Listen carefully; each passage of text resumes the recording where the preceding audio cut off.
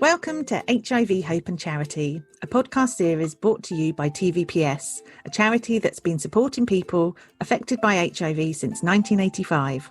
I'm Sarah. And I'm Jess, and we work for TVPS. And our aim is to get as many people as possible HIV educated. If you like the podcast, please rate, subscribe, and leave us a review wherever you listen to your podcasts. Oh. What was that big bang? Well, I just put my pen down, but was that quite forceful? Yes. Oh dear, it sounded like I was very grumpy. Yes. Anyway, hello, welcome to HIV Hope and Charity. Oh, we've had quite a week, haven't we? Such a week, and not just any week, a great week. Some of you may have seen on our social media. If you're not following us, I don't know why, go and follow us. But you might have seen that last Wednesday, wasn't it? Yes, last Wednesday.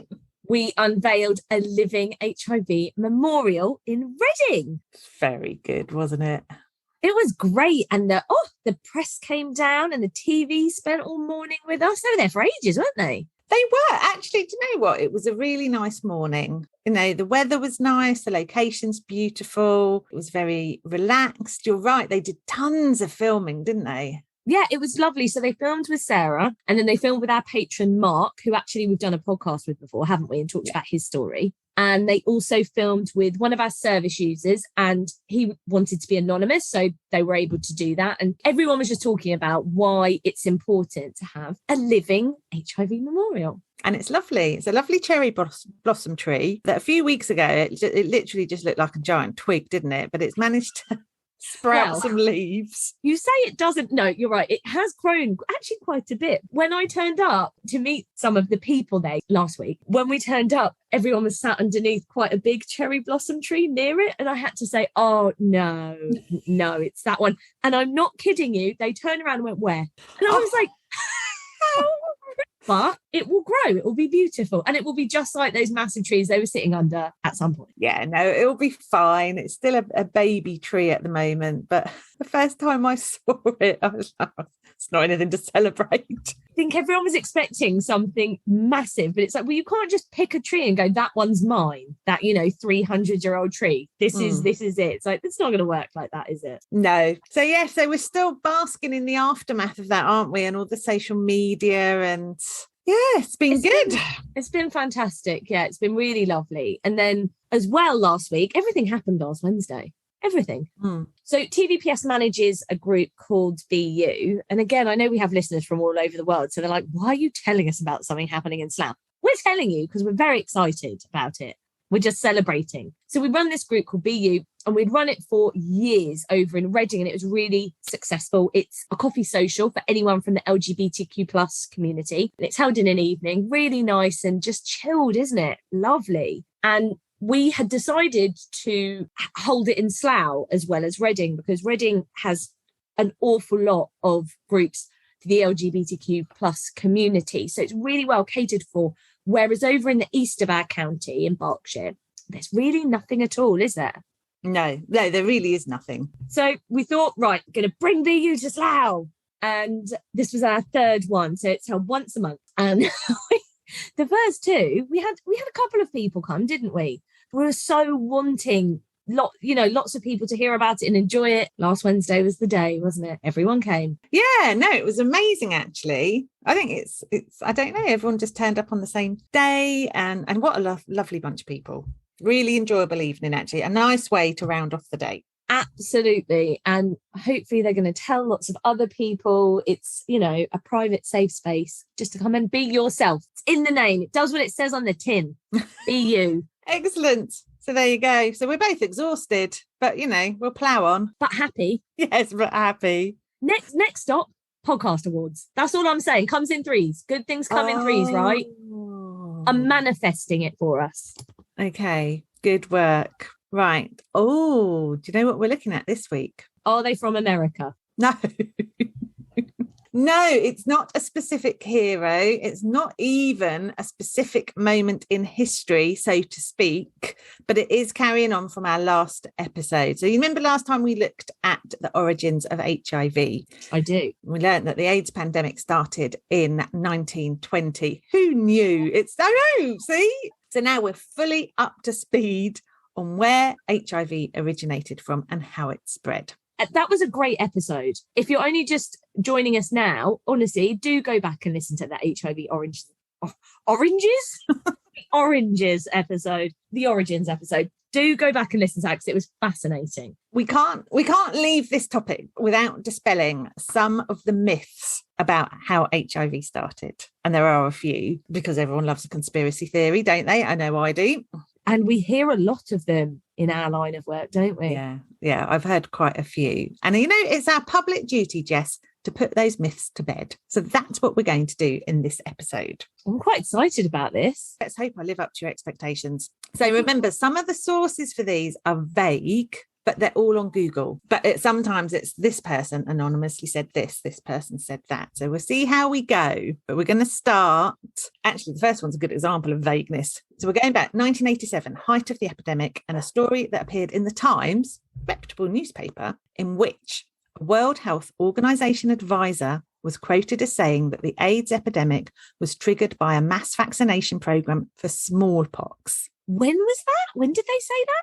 1987. The person from the World Health Organization was anonymous. Well, we can all do that, can't we? Just throw around ridiculous opinions anonymously. Yeah, but they said anonymously that they believed the smallpox vaccine was the reason for the explosion of AIDS. Honestly, sometimes people's use of language. I just don't understand where that would even come from, why it would even be related to smallpox. So the Times article talks about a military recruit that had what they called dormant HIV. What's that?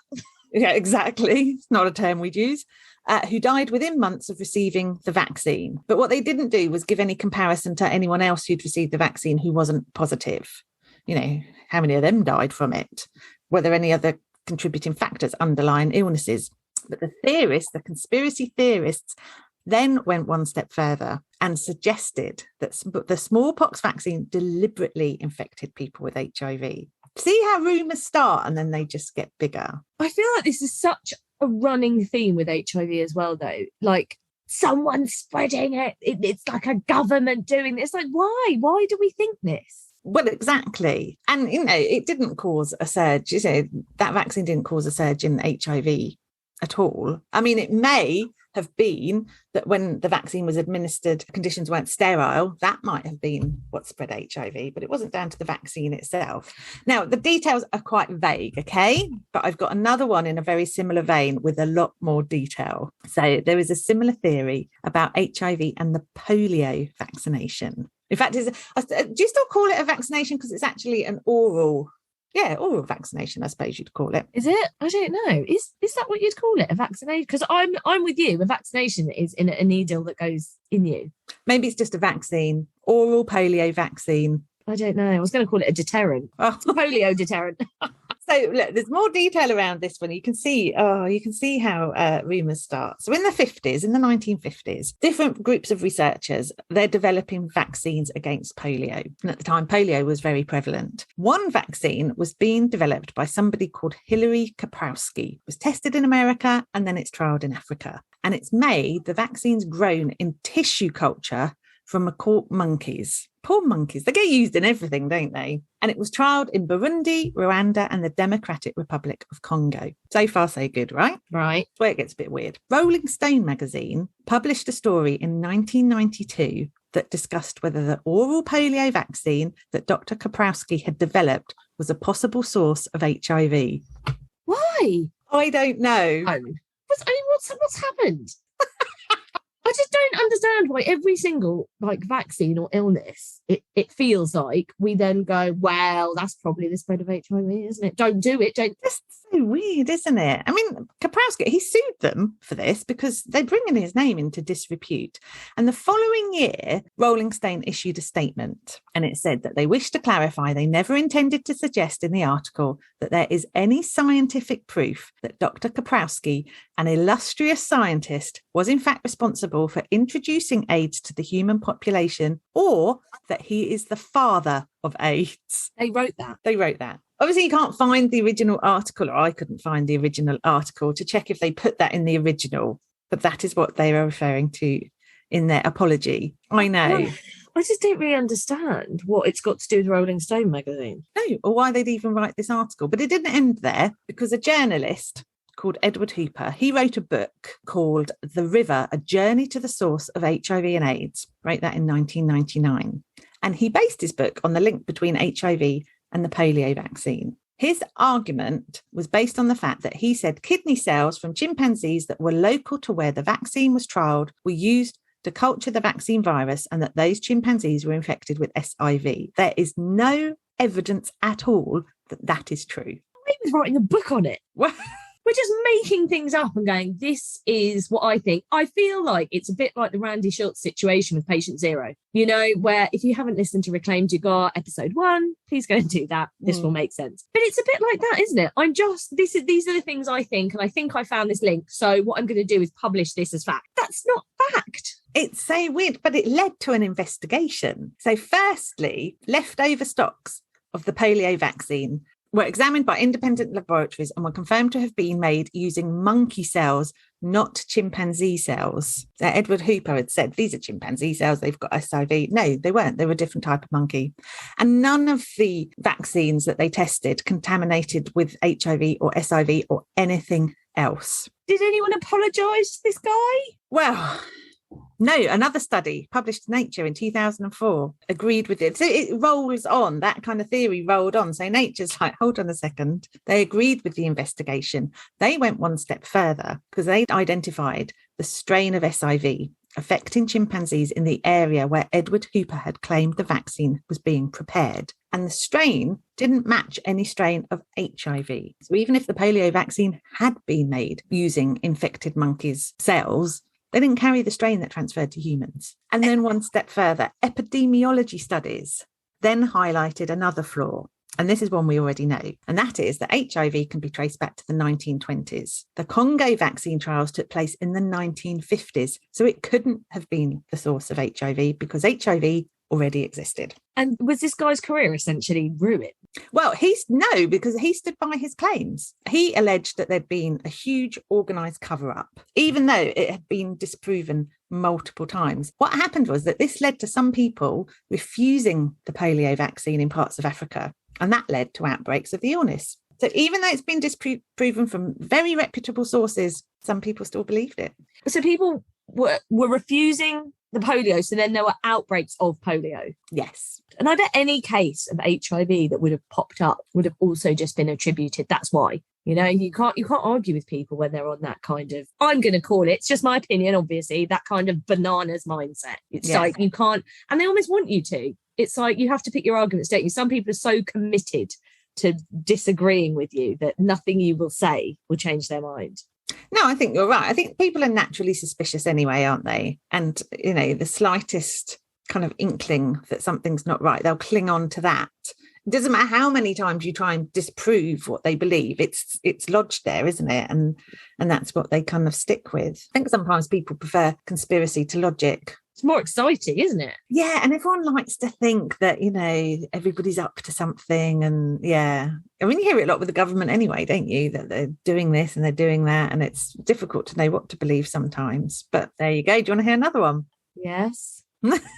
I'm not sure. I just feel like they're all just going to be terrible because there's just a bit of a running theme, isn't there? Of, I don't know, blaming everything. It's this thing's, you know, why there's HIV spreading. None of them are light-hearted, Sarah. I wanted light-hearted conspiracy. Oh, I can't give you light-hearted. Oh. But we're doing a public service, dispelling the myths. Okay. We will plough on. So we're going to look next at a dermatologist called Alan Cantwell. He self-published, important to remember, he self-published 2 books. One was called AIDS and the Doctors of Death, an inquiry into the origin of the AIDS epidemic, and the other's called Queer Blood, the secret AIDS genocide plot. Both focus on the theme that HIV is a genetically modified organism developed by the US government scientists. I've heard this theory a few times, but not always linked to America. I've heard it was developed by Germans, by Russians, but I've definitely heard service users talk about this before. I have too. And with actual belief, Yes. real conviction. Yeah, that it was a man-made virus that was used to infect people. So his theory is that the virus was introduced into the population through hepatitis B vaccines. He says experiments were performed on gay and bisexual men between 1978 and 1981 in major US cities. He says the experiments were directed, you'll have to excuse my pronunciation, by Wolf Zmunis. Fantastic name, probably butchered it. Now, he's a real live person. He was an epidemiologist, and he developed an interest in hepatitis B when his wife nearly died of it. So he designed a trial for the vaccine, and it was trialled on over 1,000 gay men in America. And they chose gay men because they were 10 times more likely to develop hepatitis B than the population in general. That all sounds quite reasonable to me. Okay, yeah, I'm with you. Alan Cantwell, he didn't buy this at all, and he insisted his theory was correct, that there was an ongoing government cover-up of the origins of the AIDS epidemic. There have been similar theories suggested by other people, but as we know, it's not correct. HIV came to America from Haiti. We have proved this. We know this, yes. Last episode, we keep saying it. I like it how we're saying we proved it. Like we're... Yeah, I'm taking all the credit for it. It's all about vaccines, though, isn't it? There's a real running theme here. There is. Yes, there is. Another theory. Are you ready for this? I see your little face getting sadder and sadder. Because it is a bit sad, isn't it? Is this right? Can I guess? Is this one related to a vaccine? Measles, chickenpox. Is there a chickenpox vaccine? Well, there is, yeah. There is a chickenpox vaccine. Okay. Is it one of those? No, I think this one is even more bonkers, if I'm honest. Okay, so this time, where are we going now? Germany, East Germany, when it was East Germany. There was a professor at Humboldt University called Jakob Segal, and he proposed that HIV was engineered at a US military laboratory at Fort Detrick. And he says the virus was created by splicing together two other viruses, one called Visna, which is a retrovirus that causes encephalitis and pneumonia in sheep, and HTLV1, which, as we know, is the human T-cell leukemia virus. According to his theory, the new virus was created around 1977-1978, was tested on prison inmates. They volunteered for the experiment in exchange for early release. And he went on to suggest it was through... Sorry, can we just pause? I knew I wouldn't get through all of it. So they bribed them with early release to be guinea pigs, essentially. Oh it sounds very reasonable to me. Probably happens all the time. I liked how you just breezed through it. I'm never going to get to the end of this paragraph. Sorry, go on. I'm just a bit shocked by that, to be honest. Just like, right, okay. Whereas I, on the other hand, think it sounds perfectly normal. Of course, people are released all the time if they put themselves up to be experimented on. It's not a problem. So yes, so they were volunteered for the experiment in exchange for early release. He went on to suggest it was through these prisoners that the virus was spread to the population at large. Wow. Okay. I mean, no. Should say none of that is true. Prisoners aren't released from prison and then they go all imagine covering the whole of America. I mean, that was quite a task for them to undertake. America is so enormous. I can't even cope with how vast it is. I cannot even get my head around it. I think going to Scotland, driving there is madness, right? From where we are, we're sort of just outside London, aren't we? Yes. And it would take us maybe 8 hours, something like that, to drive to Scotland. I think that's insanity and really far away. In America, that's like nothing. It's nothing. Just had to tell you, I feel very passionately about how vast it is. No, you don't feel the same? About how far? Vast with a V. Oh, vast. Oh, God. You can tell it's been the end of a long week. Vast. Yes, America is vast. Yes. Okay, good. Moving on. Oh, quite the conversationalist today. I know. Do you think I was just saying it was far away? Yes, it's far away, Jess. Far. Thinking, it's like talking to a 4-year-old. Yes, it is far. Just vast. Yeah, no, it is vast, definitely. So to assume that prisoners, because, you know, I mean, the prison population can't be that huge, to assume they travelled all over America spreading HIV is just ludicrous. But as I said, it's not true. And we know this because at the end of the Cold War, 2 former KGB agents, I'm going to butcher the pronunciation of their names, but I'll give it a go. One was called Vasily Matrony and the other was called Oleg Gordievsky. Did you do languages at school or not so much? I did. I know you did. Didn't you do a few languages? I did French and German, and then I did Spanish at college. Who picks Spanish at college? Right, you won't be able to tell from my pronunciation, but I love different languages. No, I'm with you. But so the reason I'm surprised about Sarah, again, I feel like we always, I never explain what I mean. It's not because I'm down on the Spanish language. Actually, amazing. I'd actually love to be able to speak Spanish. It's because, so over here in England, 2 options we have at school are French and German, aren't they? And you can have to do one. You can often pick 2. So I did French and German, but I'd never heard of colleges and things doing Spanish, hence my surprise of like, what? Out of nowhere, you just picked Spanish. Oh, I see. Do you know at school now, when they do their options, they don't have to pick a language at all, other than English language. Isn't that awful? Do they not? No. It was compulsory when I was at school. Yeah, it was 1,000 years ago. Yeah, yeah, me too. Yeah, surprisingly, the education system has moved on, and now we don't have to. You just went very pink. Sarah and I are recording on Zoom, as always, and all of a sudden, my screen just lit up like violet neon purple, didn't it? I liked it. Rated by a conspiracy theorist. They don't like our work today. They're listening. Right, back to our KGB agents. I apologise for the pronunciation. They independently revealed that the Fort Detrick hypothesis was a propaganda operation, codenamed, this is the best thing ever, codenamed Operation Infection. God.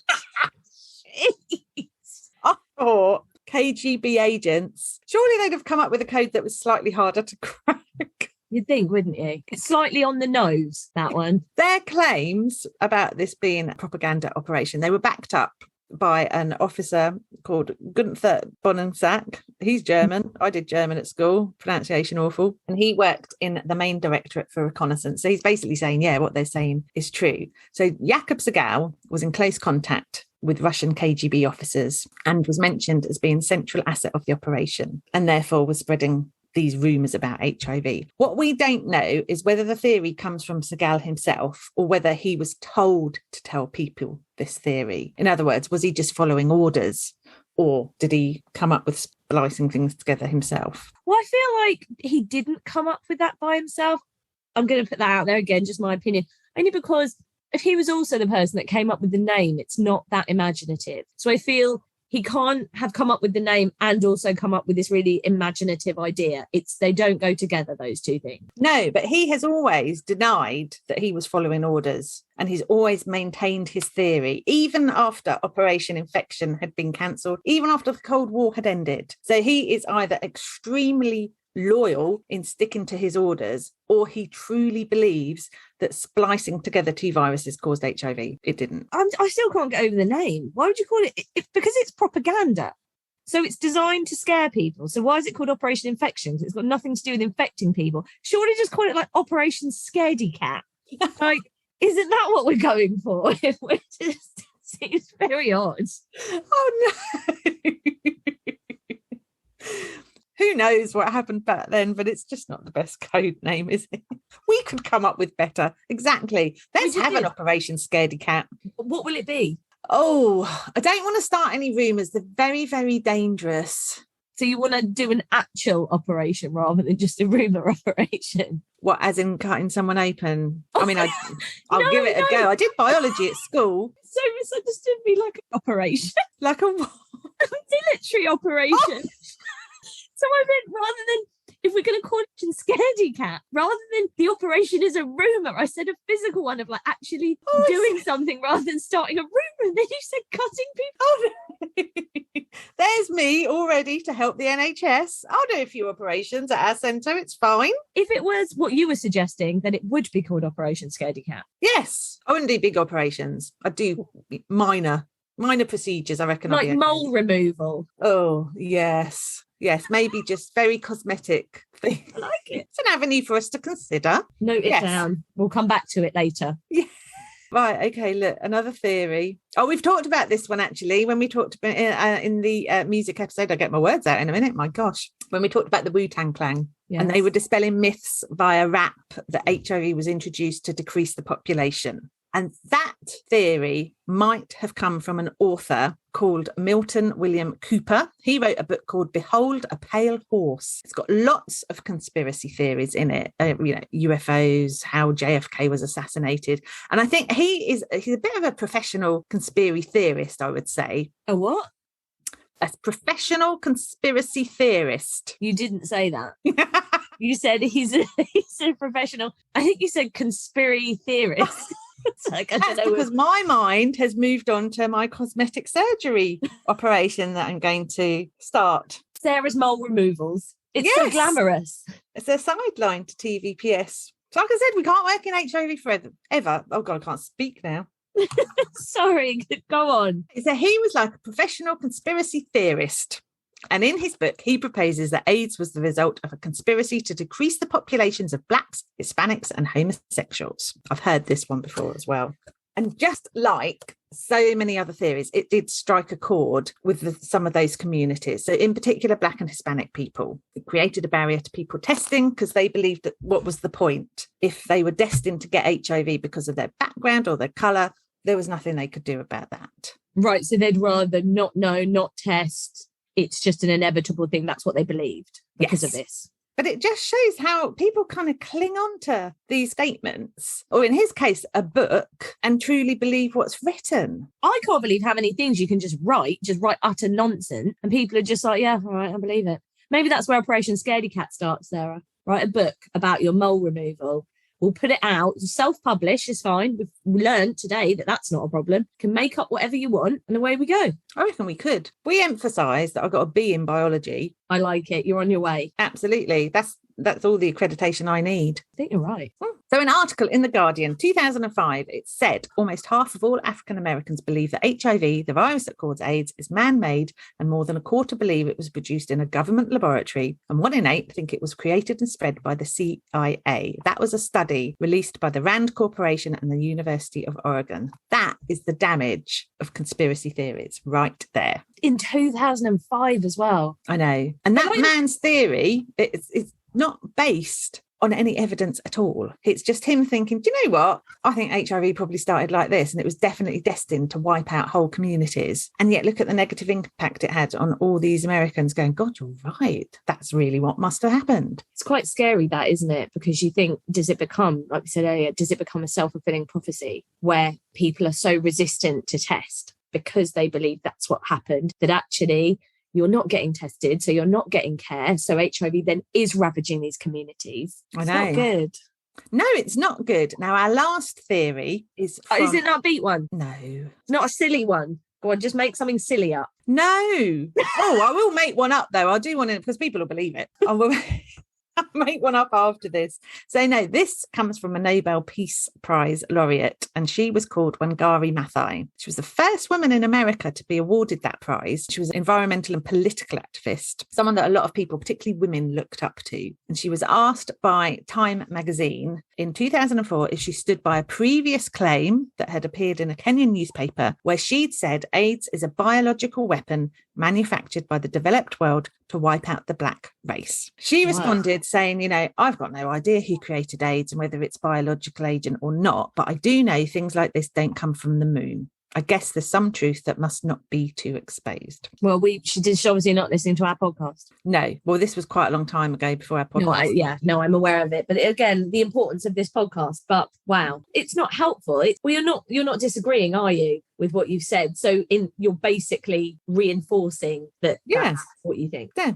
And to be fair to her, she did issue a statement later that year. And she said, I neither say nor believe that the virus was developed by white people or white powers in order to destroy African people. Such views are wicked and destructive. In a way, that kind of shows where that article went, because it's gone from saying that there's got to be a theory out there somewhere that says how AIDS was created to her denying now that it was white people, white powers developed this. Look, everyone's entitled to their own opinion. I understand that, but especially when you have a platform that might affect so many people's health, you really have to think about what you're saying and how you say it. Absolutely. And that's all my conspiracies that I have come up with. There were no funny ones that I Googled that you thought, God, that really couldn't be true. I mean, some of these I think really couldn't be true, but other people believed them. I thought there might be some fun ones like I don't know, like the Charlie Sheen, the sheepskin, lambskin condom thing, which I did think was just a bit of a rumour conspiracy theory, but actually we learned we definitely did use, and it is not a tiny rug. No. Just rolled around the penis. It's not that. But yeah, no good ones, but all very informative. There's always something you say, right, that I think I would just never would have predicted that would have come into our conversation at work. And rolling a rug around a tiny penis is one of those expressions. Why are you assuming Charlie Sheen's got a tiny penis? I don't have that on. Oh dear. For the record, I don't think he has got a tiny penis, nor do I think he's got a large penis. It's probably. I agree. I think just average. Yeah. I've never really thought about it, to be honest. Nor had I until you mentioned it. Even when I was saying rapping, you were the one that really went for it. We should probably leave it there. Do you think so? Like we're just... You know what? Perhaps we should just be clear that our Origins of HIV episode, where we explain exactly how HIV originated, that's not a conspiracy theory. Because if you're listening to this, you go, oh, how on earth did they know what the truth was? That's a good point. It's because we cross-reference our sources. So, and I trust the sources that we use. So we're looking at work produced by specialists in their field who've been published in reputable scientific publications. You can't just write any old theory and the magazine will publish it. They need proof that what you've written is correct. We tend not to use self-published work. And we also use news sources that we believe to be reputable, like the BBC. But of course, everyone's free to make their own minds up. We can't control how anyone thinks. But in terms of this episode, I think we've disproven some of the most common theories. So our work here is done. I have never needed a cup of tea more in my life. I can't believe I tried to shut the episode down before you'd actually said all of that, which is a really good point to point out that these are definitely conspiracy theories. And the other one definitely was not. Last episode, that's the truth. Yeah. I was just like, end it. We've talked about penises and the episode's over. Tiny penises. All kinds of penises are good penises. Yeah, but we're saying penises too much now. Don't be penicist. It's become weird. I don't want the last thing people hear before the end of the podcast and the music is the word penis. I paused then because I thought that's where I'm going to edit it. But I won't. I won't be that mean that it just cuts off with you saying that. But okay, thank you so much for today. Because I should say, Sarah puts tons of work into the research, like she was saying, and sourcing everything, cross-referencing, making sure it's all correct. So I very much appreciate the work that you put in to educate all of us, and I include myself in that. Oh, thank you. It's very kind of you to say so. We won't talk about how much time you spend editing this shambles. One day, can you imagine putting out an unedited version? Wow. If people are listening, and you think that it already sounds like a mess, we've edited this. This has been edited. Like, wow, what was it like before? Crikey. Yeah, it's a good note to end on. Thank you for listening to HIV, Hope and Charity. If you'd like to know more about the work that we do, visit tvps.org.uk. And please like, subscribe and rate the podcast if you enjoyed it.